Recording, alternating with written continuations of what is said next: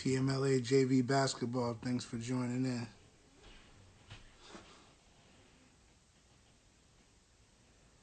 You are on time, mama.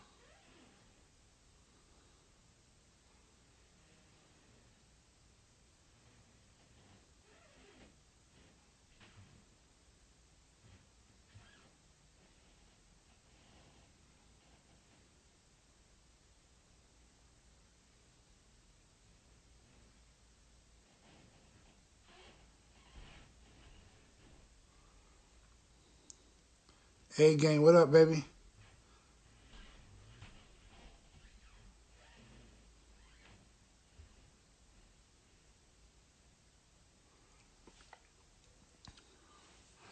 Okay, it's 7 o'clock. It's that time. Welcome to the Positive Impact Podcast, where we talk about all topics related to the game I love. I am your host, Terrell Dozier, and tonight's guest is University of Texas all-time leading scorer and current Creighton basketball assistant coach, Terrence Rencher.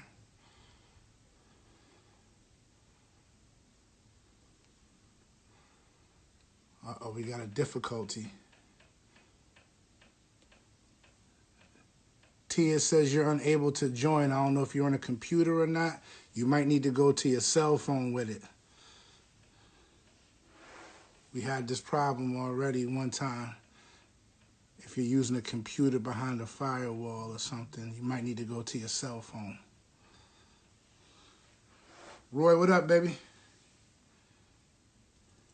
And D, we got a legend on tonight. We just got to try to get him on here. There we go. Let's see if we can get him on here.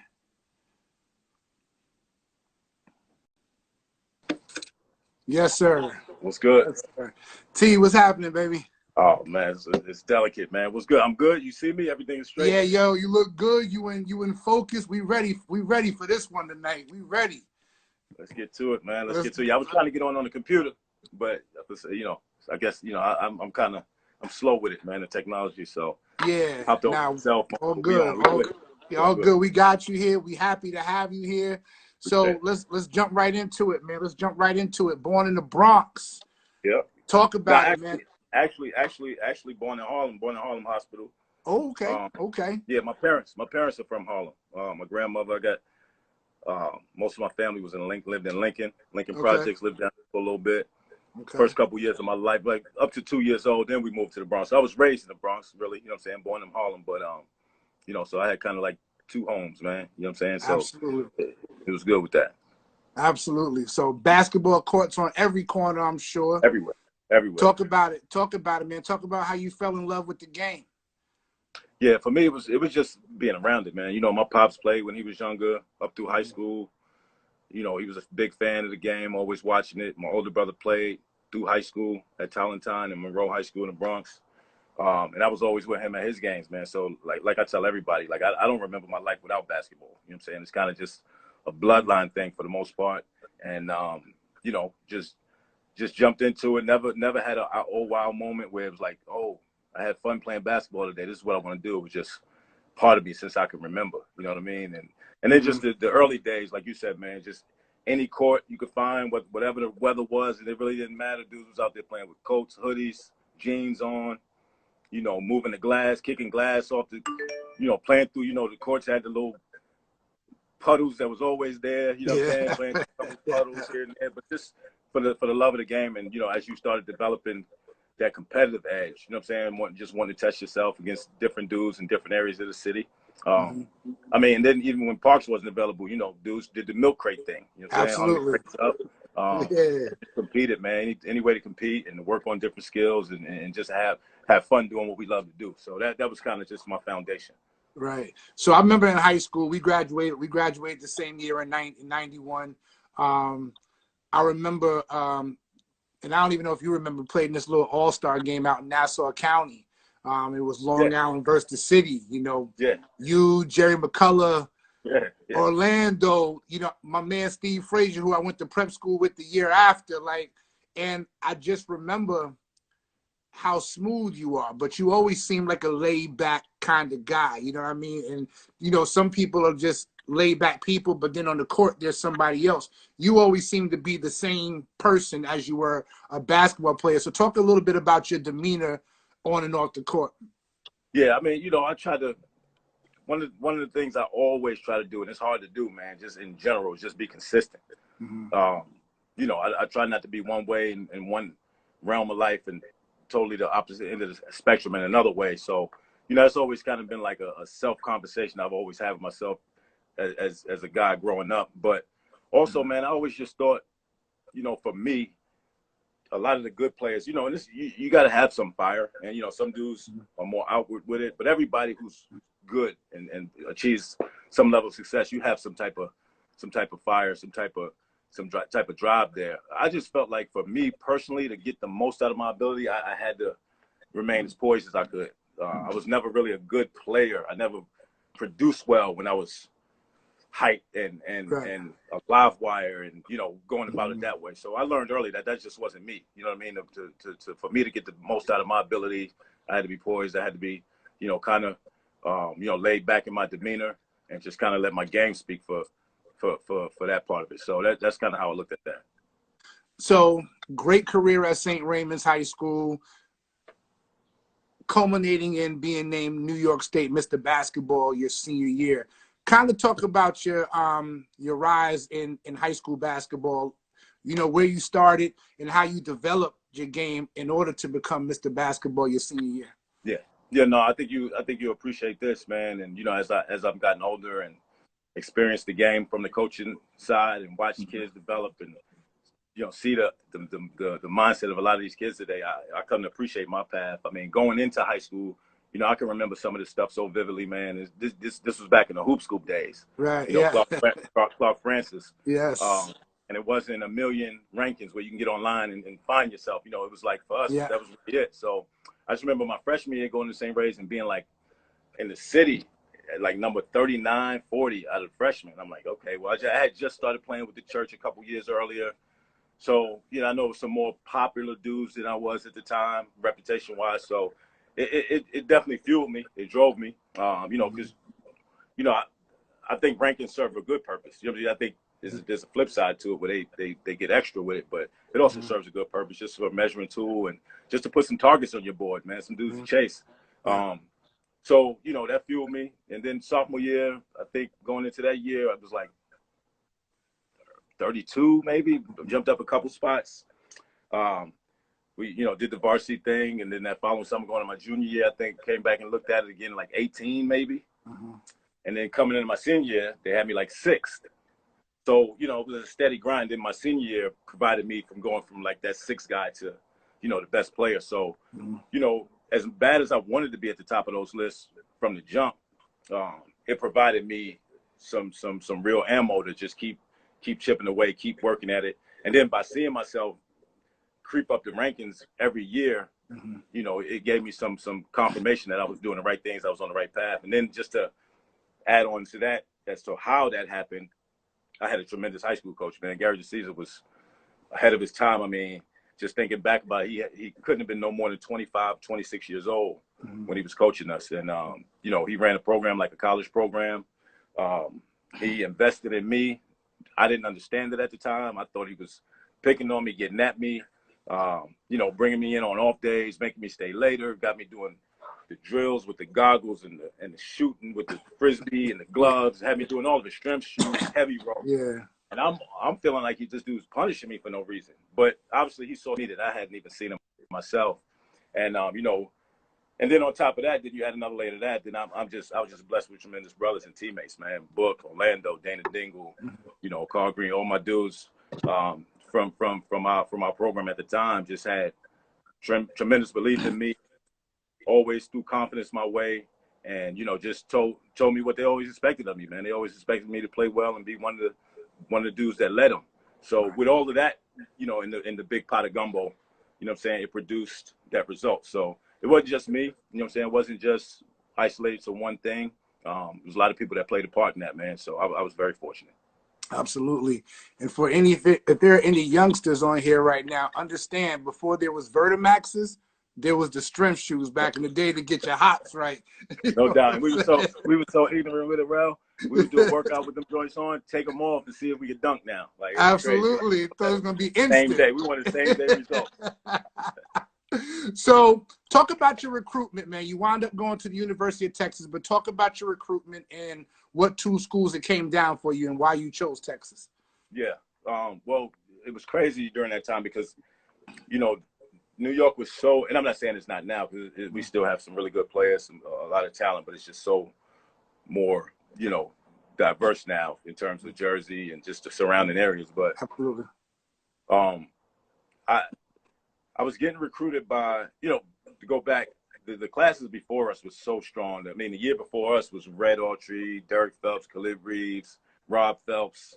I mean, these dudes, Arizona, North Carolina, Syracuse, Providence. So he was taking up prime time opportunities. You know what I mean? Right. So then the year before that, you know, you had dudes like David Kane and Mike Huber. I mean, you know, it was some guys coming out of New York, and they took a lot of the looks that I personally, you know, was interested in. So I was getting recruited by, you know, your Seton Halls, Providence, Pitt, you know, a lot of the local schools in terms of that. But it just didn't, to be honest with me, like, to be honest with you, I just didn't feel like going to college right at home, like, was going to give me that full experience. Because I didn't grow up around college. You know, we don't grow up around campuses, and we don't know what that life is like. So, you know, we would go to games at Seton Hall or St. John's or wherever, but we was to the gym and back. You know what I'm saying? It wasn't like we was on campus. We wasn't getting the vibe of what it was really like. So I just didn't think I would be able to get the full experience at home based off the teams that were schools that were recruiting me. Right. So I had I think my last 5 schools were Texas, South Carolina, UMass, Notre Dame, and Pitt, if I'm not mistaken. So I had only set my visit to Texas and South Carolina. So Texas was the first visit I was going on. And when I went down, it was late October. The weather was crazy. You know, it's 50,000 students on that campus. Blew my mind. I went to my first ever football game with 75,000 people there. And then, you know, watching the team and seeing where I could potentially, you know, fit and do my thing. And then also I kind of had in the back of my mind, this was before the game. I mean, the game was popular, don't get me wrong, but this is before just the blow up of the game. And I'm like, you know what? Not a lot of dudes from back east come down here. You know, I'm a little bit different from the typical player in that region. You know what I mean? So I just felt like I had a niche down there. You know what I'm saying? I could kind of create my own lane. Right. And, you know, I went down there, got turned out by the visit. And when I came back to school on Monday, I told Gary, I was like, Coach, I'm done, man. Like, he was like, you serious? Like, you don't want to do no more visits? I said, nah, I got what I want. Like, it was a gut feeling. I didn't overthink it. You know, I went with my eyes and my gut, you know, took a gamble, and it was an educated gamble, and it worked out for me, man. So that's kind of how that came about. And kind of opened up the doors for guys out east going down to Texas. So no question. I see my man High Five just got up on here, and he followed you down there to Texas. So you definitely did a good thing there. Hey, when you get him on here, just ask him about his visit. Ask him what made him decide. I will. I definitely will. So you get out there, you know, Tom Penders is the coach out there.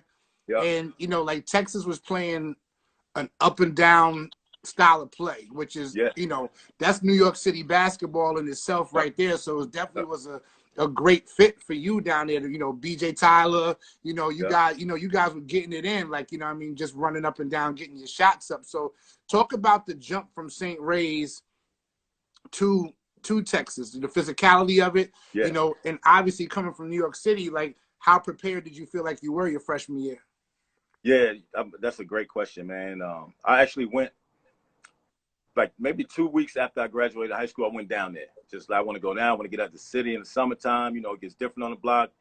I'm going down there. You know, I just went down. I didn't take no classes. Went to hang out with the dudes and hoop. We just hooped in the day, hung out at night, and then we just did it all over again. So I got a chance to play with them guys all summer, playing against, like, Travis Mays, Joey Wright, Lance Blanks, the guys who were there previously that were NBA players at the time. So they were back in town. So I got a chance to play against them dudes every day that summer.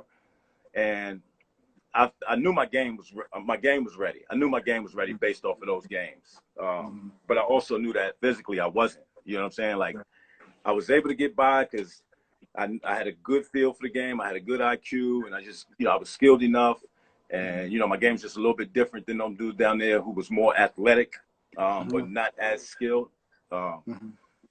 So that gave me the context that I needed going into my freshman year. So we start practice my freshman year, and everything changed. It's like, hold on, why is it not like pickup no more? Like, I was doing me in the pickup games. Now, we got coaches out here, structure. Like, these dudes are stronger now. They seem more. Everything is heightened now because it's organized. Right. So I'm like, damn. So I would say my first 2 or 3 weeks, I'm starting to like, man, I don't know if I'm starting to have a little bit of doubts. Like, man, I might not be built for this right now. You know what I'm saying? I don't know if I'm ready. Yeah. And coach was on me. Coach Pence was on me every day. Like, yo, every time somebody passes you the ball, you pass to somebody else. Like, he's like, bro, you here to shoot the ball and score the ball. And every day on me about that shit. And it was crazy because the St. Ray's, like, we had a system. Like, I think I averaged 18 my senior year. You know what I'm saying? I think O was at like 17. And, we was real balanced. Nobody was going crazy. So on the flip side, my freshman year, I averaged 19 a game. I stepped up to college and averaged more than I did my high school, my senior year. Part of it was style of play. But part of it, man, was just Coach Penders, man, just being at me every day. It's like, man, you have an ability to create offense like nobody we have. We need you to do it. We need you to look to do it every time you get the ball. So, I started taking on that and taking that challenge and kind of adjusting my game to it. And then on top of that, man, he would, from my very first game, he was, before every game, he would pull me to the side and say, listen, I think they're going to put such and such on you. That's going to be a matchup. He's like, I don't expect nothing less than 20, 25. So when you got your head coach telling you that, it's like, all right, coach, I'm going to go try. And then, on top of that, I remember one game my freshman year against at Baylor, they had David Wesley, who was a really good player for you young fellas that might not know. But I went 6 for 24 as a freshman, 6 for 24 in that game at Baylor. Dude ain't say a word to me. Coach Penders ain't say a word to me about any of the 18 shots I missed that game. Yeah. He didn't say a word. So it was like, okay, so just the comfort level and his belief in me, that just took me to the moon at that point. Absolutely. So great career again. You had a great career in high school, and now you have a great career in college, and left there as an all-time leading scorer. And not just the all-time leading scorer, because, there's a lot of guys that can put the ball in the basket, whatever, that come through college, but also as the all-time leader in steals, which means I had to get it done on the defensive end too. You know what I mean? So that's kind of like to have an offensive category and a defensive category. A lot of guys can't say that. Nah, I'm glad you pointed that out, man. A lot of that's overlooked. And you know what, to be honest, I'm going to keep it all the way real. We pressed. Like, we played fast. We run and jump, trap. So, obviously the system helped me, get those numbers too, but you still have to do it. You know what I'm saying? We had other dudes in the system that didn't do it. So you still have to do it. And, I like it because just the general narrative of idiots in basketball, they think because you score, you don't play defense. You know what I'm saying? Right. Like, I had pride about my game. You know what I'm saying? I didn't want to get 20 and give up 20. You know what I'm saying? I wanted to get 20 and try to hold you to single digits to, you know what I'm saying? Like, because it was going to help us win as well. You know what I mean? So I always took pride in that side of the ball. I wasn't the greatest defender, but, I put effort into it, and, the numbers do reflect that to a degree. Yeah, no question about it. So 4 years, 4 years, and, like a lot of, obviously we live in a day right now where kids ain't staying past, a year or two in college. So 4-year player, and you get picked in the second round of the draft, to the Washington Bullets at the time, I believe. So, the OGs would say you had a cup of coffee in the league. Like, you know what I mean? Like, I was there, but, like, it didn't work out for me. It is what it is. And, you went and played overseas for a while. So talk about the emotions of getting drafted, which is always the ultimate goal for every basketball player, but it not working out. A great high school career. I had a great college career. I'm 2,000 points. I'm an all-time at a big name school at that. And I didn't get the shot in the league. So talk about the difference from Texas now to the NBA and your emotions going through that. Yeah. I don't want to bore you with all the details of the story, but, at that point, the whole thing was to, get that first round look because you get 3 years guaranteed. And, the common thought process is if you can get a couple years in the NBA and you're good enough, you'll figure it out and you'll have 10-year run. So that was the whole goal. Everybody was fighting for that first round, 3-year deal. Didn't work out for me. I was drafted 32nd. I was like the 3rd pick of the 2nd round. And then that's when just the shitty luck starts to happen. It was a lockout that year. We had no summer league that summer.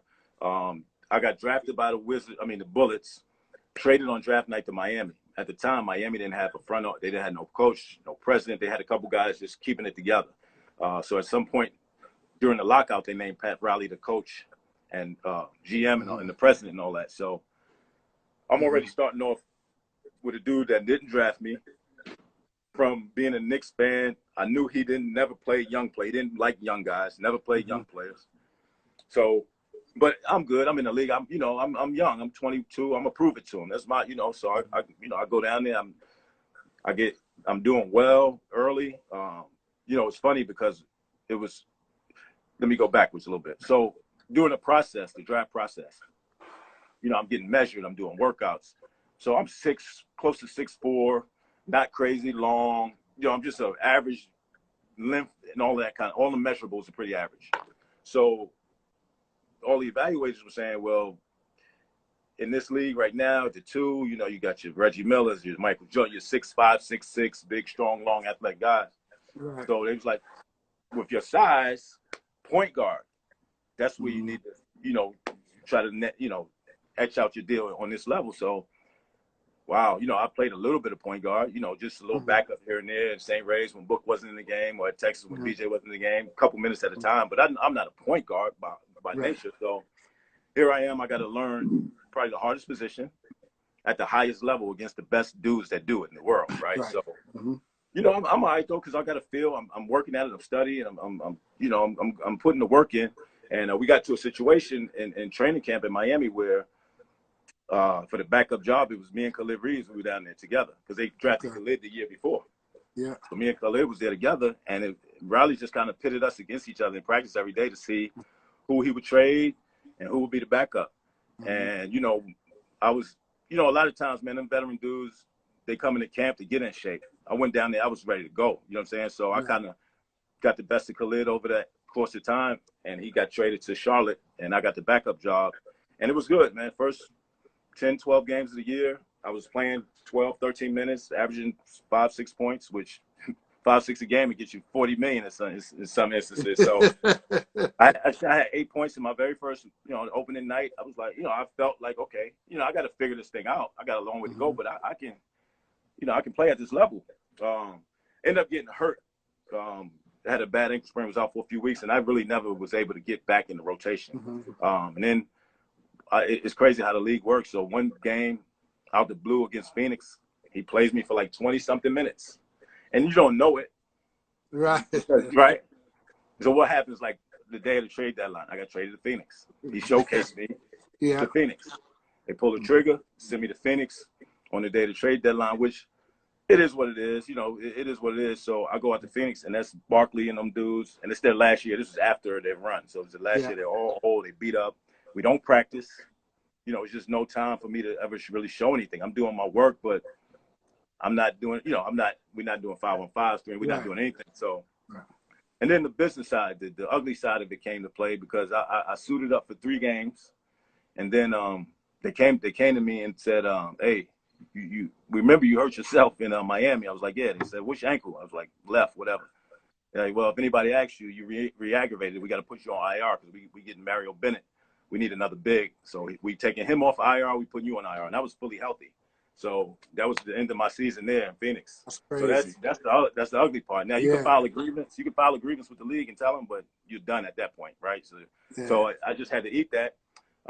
Ended up signing with Cleveland the following year. Did preseason with them up until the last game. It was the last one cut. Long BS story with that, politic wise. Then after that, man, it's just with all the energy you put into it, knowing that you can play at that level. I just didn't have it in me to keep fighting that fight. I wanted to be part of a team. I wanted to go back to being an integral part of a team, playing minutes and, earning the living while doing it. So Europe was a good option. And my first couple of years, I enjoyed it. And I just rolled that out, man. And, could I have done things different to help myself? Yeah, I don't think my attitude was the best in Miami when I wasn't playing. You know what I'm saying? Like, this is my first time in my life. I just wasn't playing. You know Right. what I'm saying? And you're Yeah. practicing hard, practicing well, but you're not getting rewarded. I just couldn't figure that out. Then when I got to Phoenix, when they put me on IR, I didn't have the best attitude because Right. I wasn't feeling that. So I didn't help myself in that process, man. But that's kind of how it went. But it was disappointing because I've seen a lot of dudes. I know a lot of guys from my era, my class that played 10, 12 years. So I know I was more talented then.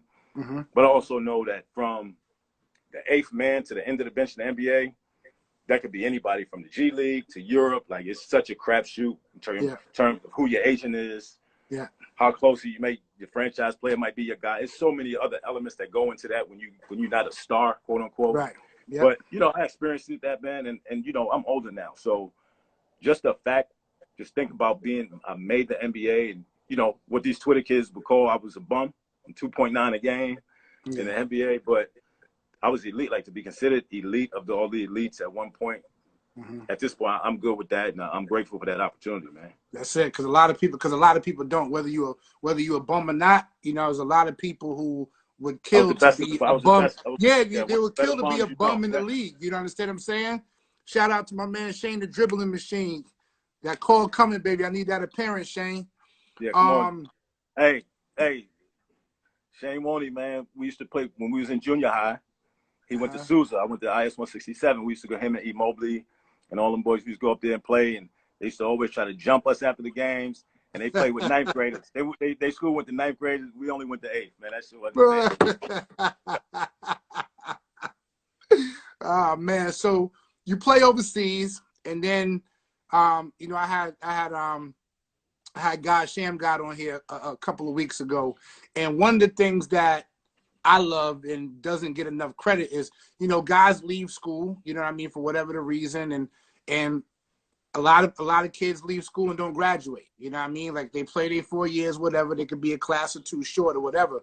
But what I like what he did and what you also did is when it was all done, you came back to Texas and you got your degree.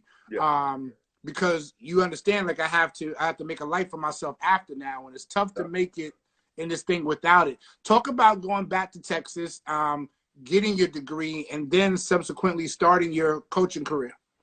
Yeah, it's crazy because I'll be totally honest with you, man. I did not have plan B figured out at all. I think I stopped playing when I was 33. I was 31, 32 over in Europe having them nighttime conversations with myself, like scaring myself, like, yo, what am I going to do next, man? I don't like to do anything else but hoop. As a player, you don't like to think about the end. You know what I'm saying? Like, I never like to think about the end, so I really wasn't preparing myself.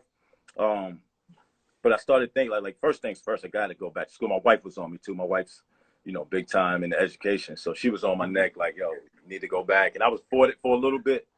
And then I said, you know what?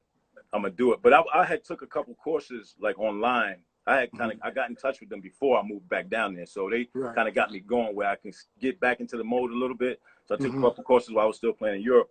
So then I go back, and I still don't know what I want to do. I know I want to be in the game. And I'm not sure. I'm really not sure if I want to coach, just because it's all the dudes I've played with, the way I can be sometimes, like, do I want to deal with these types of dudes? But I was around the year when I went back to school was the year that KD was at Texas. So I was around a lot. I was an academic mentor. I would go on road trips with them and do the study halls. I would be at practice. I was in film with them, and it's just, and I was helping them dudes the way I could, not from a coaching angle, but from a dude that had just got done playing, and just giving my 2 cents to them as they were going through their deal. And it just kind of hit me like, yo, this is kind of where I think I can make a mark. You know what I'm saying? Like, my college experience was great. The decisions I made at that time, for better and worse, still affected me in some ways. And I think that's just the age where I feel like I can be the most beneficial to the next generations of young men. So at that point, it hit me. I wanted to coach.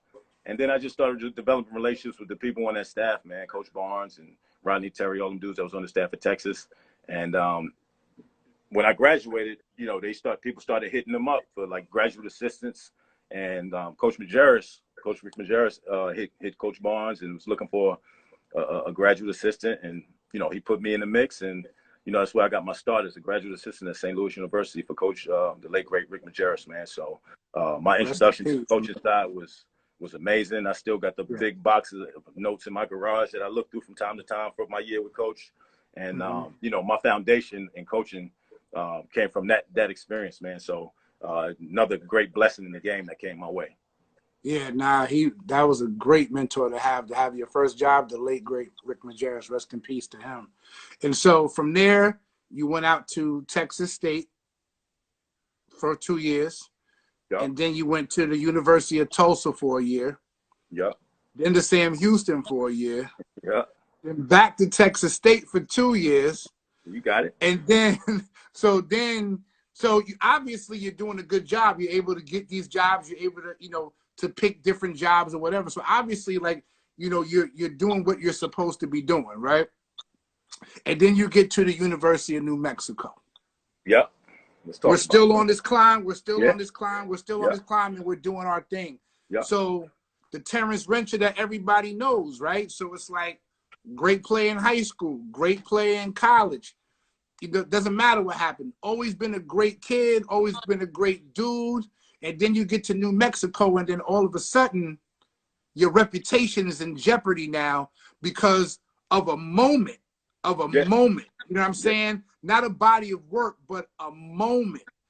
And, for me, and we talked about this prior to you coming on, about taking that negative moment that really could have tarnished it and kind of screwed your coaching career, and how you took it from a negative and turned it into a positive. So take everybody through that, please. Yeah, I'm glad you asked, because I really want to talk. I really want to talk about this. Like, I've been real politically correct with this whole situation, but I think I'm on the right platform around the right people to really let it be known. So for those who don't know, man, we were playing the road game at Colorado State when I was coaching in New Mexico. I'll tell you the whole story. It's crazy. So we get to the arena.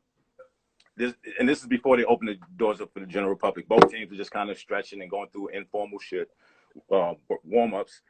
So I see some of our dudes near half court kind of barking with some of their dudes across half court. So I kind of walk over there like, nah, we're not doing that today. Everybody relax. It's like an hour and a half before the game. So they start, the dudes from Colorado State, like, yo, shut your whole ass up, coach. I see your bald-headed ass. Go sit your ass down, which was cool. Listen, I get it. So I kind of laughed with it. So it was cool. That was over with. So the game starts, and the game starts to get kind of chippy. You know what I'm saying? There's a bunch of scuffles, and it's just one of them games. A lot of shit talking going on. So the kid that, was talking crazy to me, and all my dudes on here that know me, they'll appreciate this. So it was my scout. So I knew everything about the team, the personnel. So every time the dude got the ball in front of our bench, I was just yelling out everything he couldn't do. Send him left. He's got bad feet. That's what we want every time. Just that. Not to him, to our dudes, but I'm making sure he hears me. And he's broke that game. He can't make a shot. He's frustrated. We cracking him. We up like 15 on their floor. I mean, we kind of handled the whole game. So then toward the end of the game, a major skirmish kind of started to break out. So me and one of our other sisters ran out there to stop it. So we break it up, and that's against the rules for anybody other than the head coach to come off the bench. So myself and the other assistant got ejected.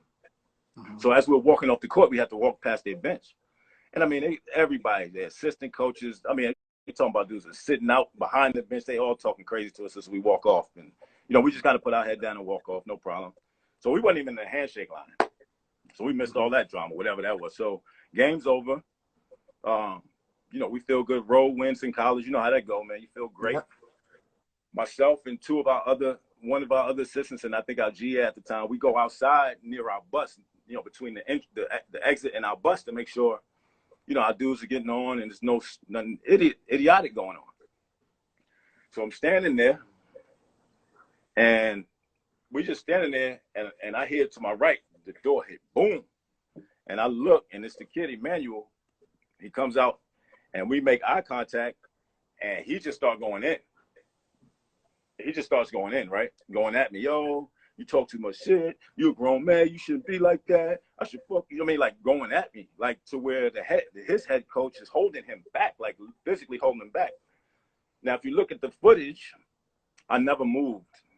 My hands, I think, in my pockets. There was no posture from me that I was trying to get at this dude. It was none of that. I should have walked away. I think I told him, take that L, hold that L, learn how to lose. I said something slick to him. You know what I'm saying? Which, in the middle, it's hard sometimes to walk away. You know what I'm saying? Especially if you're feeling like, it's coming at you. So What happened was the beat writer from New Mexico was out there with us. Mm-hmm. So he starts filming, but he didn't get the beginning. He just got from when, you know, when it was escalated. He didn't see dude. He didn't show when dude bust out and just came at me. Right. So nobody knew that context, right? So, okay, Mm-hmm. that went on. It was over with. Mm-hmm. And, you know, this world we live in, that thing hit, boom, it was viral, ESPN, it got crazy. So here's where I want to state my case. First of all, our school, who was great with me, they stood by me. My head coach, the athletic director, they was on my side the whole time. Good. They said, listen, we're not commenting. Don't pick up the phone with ESPN and call you, Fox. Don't talk to none of them guys. We're not commenting. Which made the story, the narrative was all Colorado State, all from their side of it, right? So the whole story was their version of events. Mm-hmm. So I thought that was the first mistake. And then this is where the real stuff starts to rear its head. It's like, okay, Larry Stacy, who's the head coach at Colorado State, who's written an article about, who's quoting an article saying, I use racial. Now this is another black kid. I said, boy, learn how to take that L, boy, whatever. You know how we use boy. Yeah. So he said that I was using racial overtones toward the kid. The kid's family died a bunch of his family died in a house fire the year prior. Mm-hmm. Said that I laughed when somebody mentioned that it's the anniversary of that time of year when they told me, and I started laughing about it. Mm-hmm. All this is in the article on all the major platforms. Mm-hmm. So then I'm saying, okay, first thing is, this is Larry Stacy. This dude he was the head coach of Iowa State and was caught drinking with sorority girls, right? Mm-hmm. As a head coach at a university, drinking with sorority girls, college girls. Ended up being fired at Colorado State for abusing his staff, abusing his players, right? But nobody's questioning none. And this video to match the article, if you look at the video and read the article, you'll see it's not matching up, but there was none of that going on. So I'm like, okay, I kind of see what this is. Mm-hmm. And then it's just like, man, and then I get home that night and like Sports Center, like, dude, they going at me. It's like Seth Greenberg and Jonathan Coachman, all these personalities is like really going at me over this deal. And it was frustrating, man. But what I realized at that moment was it's just real life. It's just in college basketball. It was black dude, you know, older white guy, black guy. I mean, that's just what it is. You know what I mean? He got the benefit of the doubt. They didn't fact check or they didn't do anything. His word was the word. So fast forward, when you're talking about opportunities, so we actually got fired that year, that spring, right? Yeah, we got fired that year. So I go interview with Mark Price at Charlotte, right? So I go down to Charlotte. Mark's like, yo, it's yours. Your job is yours. I'm hyped because I'm like, yeah, I'll go back east. You know what I'm saying? Get away from all this other man. Get back to the east. I like North Carolina. That area is nice. So I go out there. I do the interview.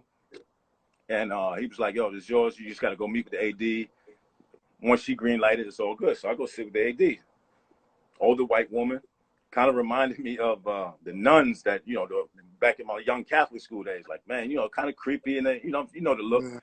Yeah. So I sit down and she asks me she pulls out articles about the whole thing and she's asking me my version. So I go through the whole thing. And then she comes back, you know, Mark calls me like the day after when I get back. He's like, nah, she just felt like, you know, the baseball team had a scandal a year or so ago that brought negative press. She don't want to bring more negative press. Like, negative press? Like, I didn't get suspended. There was nothing came out of that whole thing. That little argument or whatever. Mm-hmm. So, okay, I'm like, see, here we go again. So then Kent State, the guy at Kent State, this really blew my mind. So the guy at Kent State is interested. He's Rob Senderoff. And I don't want to throw dudes' names out here. I'm only using it for context to make sense. I'm not trying to doodle on him. But so Rob, we're going through the process of him bringing me on staff at Kent State. And he's like, yeah, I just got to holler at my AD and, you know, make sure everything is cool in terms of that situation. I was like, all right, fair enough. I do my homework.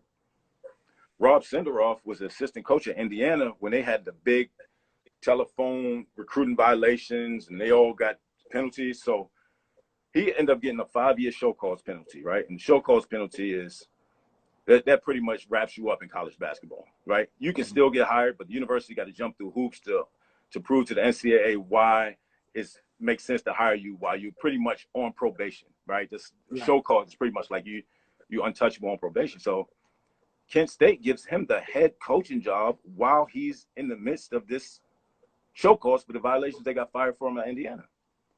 So I'm like, okay, cool. You're going to go to AD, tell him, oh, that's nothing. You got a show cause to be the head coach. Right. He came back to me like, AD ain't comfortable with it. I'm like, what? So I'm like, all right, I really see what this is. So, I lost out those opportunities directly. I'm not sure anything else that might have come and gone based off of that. But directly, definitely those two situations. I'm glad it didn't work out because I'm in a good place now. But it definitely did affect me. But and put a lighthearted spin on this too, right? If you really want to think about this whole situation, the dude that they said, and you Stacey quoted in the article, I tried to pick a fight with. This dude, his name was Emmanuel Omogbo. You can look him up. 6'6", about 225, African dude, probably 23 years old at the time. I was like 43. It's not a problem I'm looking for at that point in my life. You know what I'm saying? I'm not soft, but I'm not dumb either. You know what I'm saying? Right. So just the whole narrative, I tried to pick a fight with this dude, and I laughed at the tragedy his family went through, and nobody really wanted to hear my side like that. It was crazy, man. And, it's just an experience, man. It's definitely helped me. It's still helping me to this day. And hopefully some younger dudes can learn from that, man, and don't make that same misstep. Absolutely. And I don't know how many times you shared that story with anybody, but I definitely appreciate you sharing that story with me because we the longer you live, you're going to make mistakes is how we come back. From these mistakes, and you do deserve to tell your side. I read the letter that you wrote on Coaches Speak, and that's what made me ask you yo, would you come over here and tell it, because I think that people do need to hear your side, your side of the story. So I see my man Book commenting on this whole time, man. Shout out to Book. My brother's in the building looking crazy. That's the beard looking crazy right now. Beard and a little fro looking crazy, Book. Oh man, so you get on to San Diego, and you stay at San Diego for 2 years, and now you're at Creighton working for Coach Greg McDermott. Talk about coaching at a good school like Creighton and in the Big East at that. Yeah, man. I've been trying to climb and grind for opportunity like this for a while. I just finished my 12th year coaching, and I'm just grateful, man. Coach McDermott is, first of all, just to be a part of the Big East, man. I passed up on it as a player, and now to double back and get the chance to be part of the league, it's tremendous, man. Coach Mack is just he's been a head coach for 30 years, man. He knows what this is about. He understands that we got a great place and a great league, with expectations, and you got to get it done. But he wants you to enjoy it. We got some of the best facilities. We got great fans. It's just a great experience. So we work hard, we get our work in, man, but he's got the kind of personality, just, everybody's going to enjoy this ride, and we're going to make the most of it. So I've appreciated that, because a lot of guys, it's an intense game, man. Guys' livelihoods are on the line. So a lot of dudes don't know how to do anything else but be laser focused in an intense way, right? And like I said, you're in the Big East. Enough intensity is coming your way, bro. You're going to get plenty of intensity. So when we're on the practice floor, we're going to get our work done. But if some funny shit happen, we're going to stop and we're going to laugh at it. If somebody say something stupid, we're going to stop and laugh at it, just to ease it, man. And it works for the group we have. They really have a quiet confidence about them. I was lucky enough to join a team that, won the share of the Big East regular season championship and was the #1 seed going to the tournament.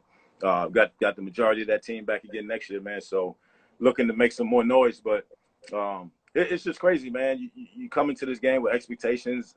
I'll be honest with you. I didn't think it would take me 12 years to be a high major coach. You know what I'm saying? I thought, 5-6 years I would have been at this level, but you can't really plot in this game. It's just too fluid, just too many innuendos, too much innuendo, too many agendas, a lot of snakes, a lot of self-promoting.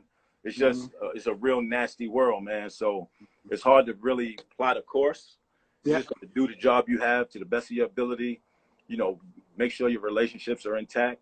And at the end of the day, like I just explained, man, keep your character clean, because especially for us, any chink in the armor, man, any chink in the armor, and they looking to shut you down, man. So, you know, we live in that. We live in that with my brother Book, you know, among other guys, and we all just one breath away from the tables turning on us, man. So, you know, you gotta move lightly, man, in this game. Absolutely. I can't. I'm looking for Book. I can't wait for you to give me the exclusive, Book. I'm ready. I'm waiting for it, baby. I'm waiting for it. Hey, So somebody asked our point guard healthy now. He ain't healthy yet, but he will be when it's time. Who that? RG? Okay. Oh yeah, that's my guy. Yeah. My bad. Yeah. It's my man Ron Golson, man. Yeah, no doubt. So, you know, obviously we're in an unprecedented time right now with this COVID-19 and everything. Talk about how it's affected you guys. Obviously, at this time of the year, you guys are out on that road recruiting. So talk about you know, how you guys are handling your recruiting now in this time. Well, I mean, you banging the phone, like we already hit the phones up crazy, but this is just a whole nother level, man. I'll be honest, some days I'm ready to frisbee my phone out the door. And my wife and kids have commented to me like, yo, we did not know you talk this much. Yeah. Like, I mean, it's like all day. And then, you know, the only way you can see people face to face is on these Zoom calls and on the computer. So we're doing a lot of that. But, you know, you got to adjust that. That's what it is now. So you got to do it. But it makes it a little bit more difficult just because for me, when it comes to recruiting, man, I enjoy like the face-to-face interaction. I like when they come to campus and, you know, you at dinner with the family and everybody's talking, but you can pull the pops and you can have the little conversation with the pops over here and you can deal with mom, you know what I'm saying? Like that type of interaction. And, you know, on the computer, you just can't get to that. Absolutely. So on one hand, we're talking a lot more to these people because that's all we got. But on the other hand, for me, it's something to be said about a face-to-face vibe, that dynamic, like the feel you get from being in somebody else's presence. And that's kind of what's lacking right now. But, you know, like I said, everybody's dealing with it. It's not like this region has it and everybody else is going out. It's just it's our reality. But I hurt for the kids, man. You know what I'm saying? Like they was obviously looking forward to this summer, to be in their summer, show improve and get opportunities. And then I'll be honest, you know, we talk about bad AAU games and the kids play too much, but I miss that part. I like going out and watching these young dudes hoop, man, and seeing them grow from year to year and all that kind of stuff. So, you know, it's been frustrating on that front, but like you said, man, it's our reality, and eventually we'll get back to it. And, you know, it's like we tell the kids, man, you got to stay sharp as you can physically and mentally because, you know, at some point this thing is going to be a go again. But then I don't mean to go super long on this one answer. But then on the flip side, the recruiting, it's like with this transfer thing going on, you really got to be in tune with your own players now. And that's even more difficult because now they're back home with their noise in their ear telling them, yo, you supposed to have been getting this. Why they play you like that? You know, so not only are you trying to recruit, but you also trying to recruit to keep your current roster intact. You know what I'm saying? While they're gone. Because normally in the spring, at least they're on campus. You can see them, you can work them out, and you still got them. Right now, we don't have any of our guys, and it's just noise. And we got two guys. We got two of our guys put their name in the draft and they did evaluations, and they came back and told both of them that they're undraftable, and they still put their name in the draft. It's like, you know, chase your dreams. I'm not that guy, but let's be smart about it. You know what I'm saying? But you also know that since we don't have them right now, their circle of people is influencing them in that regard, man. So it's made a lot of things more difficult. But again, that's everybody's reality, and you know, you just got to be on your P's and Q's and try to keep it together. Absolutely. So before we wrap this thing up, man, I want to hit you with a couple of quick hitters. Let's do it. Toughest opponent you ever played against? High school, college, whatever. No, I'm gonna make a couple layers to it. I'm gonna go to high school. High school, the toughest dudes. I'm gonna put two in there. One was a direct matchup, and one was just a dude that was just on the floor. The first one, in terms of matching up, Khalid Reeves was probably the best high school matchup that I had to deal with. He was a year older than me. He was strong, and he, you know, everybody knows Liv was a beast. He was just nice, and you know, he was a senior, and I was a junior when we played in the playoffs. And I mean, I played decent, but I knew I had work to do because it took everything I had to just stay in the joint with him. You know what I mean? Like just to stay in the mix. And my brother Book could appreciate it because it was D Phelps and Lid Reeves against me and Book. And I ain't gonna put his business out there, but Lid dunked on him that night. It was at Fordham University. I still love him,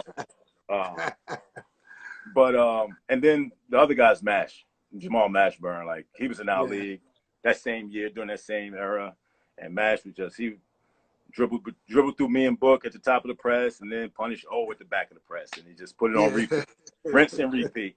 So that was no doubt. In college, man, I think the toughest dude I had to play in college from a guard was Ray Allen. We played UConn. And I was a junior, he was a freshman. I was like, oh man, you know how, you feel him and you move with him and you try to contest one of them jump shots. Like, oh shit, this is something different I'm dealing with. So I knew that right away. Yeah. And then Juwan Howard too played against Michigan in the NCAA tournament my junior year. I obviously been playing against some dudes through high school and all AAU, but I think Juwan put like 38, 32 and 18, something crazy on us. And just the way he went about it was just like so smooth, so fluid, nothing bothered him. So them two dudes in college. And then, it was funny. I was going posted the other night, but I didn't want to be extra. I found a box score when I was playing for the Heat against the Bulls that year. The year they won 72, the first championship of the second three-peat. And I had like 6 points and Mike had like 28, something crazy, and they blew us out. But obviously, sharing the court with Mike for a couple minutes was crazy. Yeah, absolutely. But then just in terms of like really having to guard guys possession, it was Kevin Johnson was really hard to deal with for me. Mm-hmm. And then, the big homie Rod Strickland was always a problem. So absolutely. Yeah. Top 5 lefties. Top 5 lefties. New York. We talking New York, right? Whatever. Let's just talk New York. I just want to talk New York. Let's talk it. Top 5 lefties in New York. Top 5 lefties in New York. K.A. Okay. Tiny Archibald. Mm-hmm. Chris Mullin. Mm-hmm. Oh, I got it written down. I want to mess this up. They don't mess it up. I think I read it. Yeah. Chris Mullin. Lamar Odom. Oh. And then you know what? Because I'm not involved. I don't vote myself in. But I gotta stay with some representation. I'm gonna go with the young homie, the best kept. I'm gonna put Kareem Reed in there for the 5th lefty. Okay, got you. I got you. High five. Don't take that personal. High five. Nah, we can't do that. We can't. We don't. We got. Me and Reg got to understand. Me and High Five got to understand it. I'm one on his list. He one on my list. But we keep that between us. You know No doubt. And now, top 5 New York City all time. Yeah. I gotta go 6. I gotta get a 6 man. But I'm gonna go Kareem. Okay. Tiny Archibald. Okay. Steph Marbury. Okay. Kenny Anderson. Okay. And then, for my eyes, when I was younger, Pearl. Yes. And then off the bench, just off the strength of, obviously I went back and got Kareem. You can't deny Kareem, but I went back again for my 6th man with Connie Hawkins. You know what I'm saying? Connie Hawkins. Yeah, just to get some love to that era. But it's been so many dudes come through. I would imagine, that's not everybody's top 5 or 6, but that's a great yours, man. Absolutely. Yeah, no doubt. Absolutely. I love that. Well, yo, man, we about wrapped up, man. Listen, you already know how much I appreciate you coming on here and sharing that story with you, man, and letting everybody in, to the real, who real Terrence Rencher is, man. And I appreciate you so much for that, dog. And when this thing is over, man, I got to get out to a Creighton game or something, man, and see it happen. All right, hey, let me say this one thing before we get off, though, Rel. Let me shout you out. You know what I'm saying? Guys like yourself who are providing content, like relevant content right now. You know what I'm saying? There's a lot of foolery going on. We need some foolery, don't get me wrong. But, guys like yourself, A-Game, who are doing, not only do you know your history, you also continuing to do your homework and still learning and still, striving in that